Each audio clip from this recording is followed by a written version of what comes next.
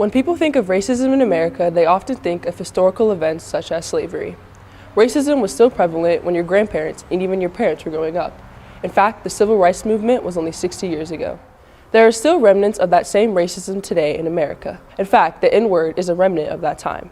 You probably have heard it and know people who say it. Sadly, most people don't truly understand the origin of the N-word and why it is so offensive and ignorant. From the birth of our nation, slavery was practiced throughout American colonies. It is such a part of our history that the Constitution specifically states that slaves only count as 3/5 of a person for the census. During the early years of our country, blacks worked on plantations as slaves, and it was common for slave owners to rip families apart and sell slaves' wives, husbands, or even children to other slave owners. Plantation owners would often punish slaves with beatings, hangings, or even rape. The word nigger was used to show an African American that they were not as important as a white and were essentially less than human. If you don't keep you and them separate, I found that out in Birmingham. You've got to keep the white and the black separate. In fact, the Supreme Court once ruled in the Dred Scott case that slaves were property, not people. Originally, the term nigger was given to distinguish a slave from any local white person with the same name. Over the years, it became a condescending term for any black person, showing their place in society, which is at the bottom. In fact, the deadliest war in U.S. history was the Civil War and was fought largely over the slave issue.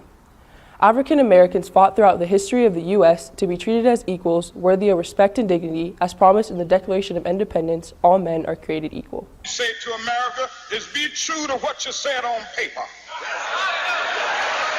In recent years, however, the word has reemerged in youth culture through song lyrics and comedic acts. But should it be?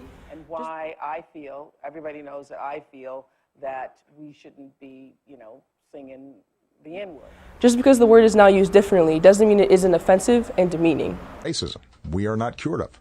Clearly. And it's not just a matter of it not being polite to say nigger in public. That's not the measure of whether racism still exists or not. It's not just a matter of overt discrimination. Societies don't overnight completely erase everything that happened 200 to 300 years prior. While racism isn't as prevalent today as it was in the past, the word nigger still refers to blacks being less than human and not worthy of respect. It is a racially charged word that is insulting and demeaning. I struggle to understand why people feel cool or satisfied when using the N-word to talk to their friends. It is about as funny and cool as wearing a shirt with the Nazi swastika. It has a very specific meaning, even if it isn't how you mean it. Not only is it extremely inappropriate, but it has a very deep effect on me as well as people who understand the historical meaning of the word. No matter how the word is used, the word nigger carries with it the hatred and disgust directed towards African Americans throughout U.S. history. Nigger defined, insulted, and ridiculed all blacks. To use it today is to do the exact same thing. There's absolutely no reason for it to be said. It is a sign of ignorance and racism.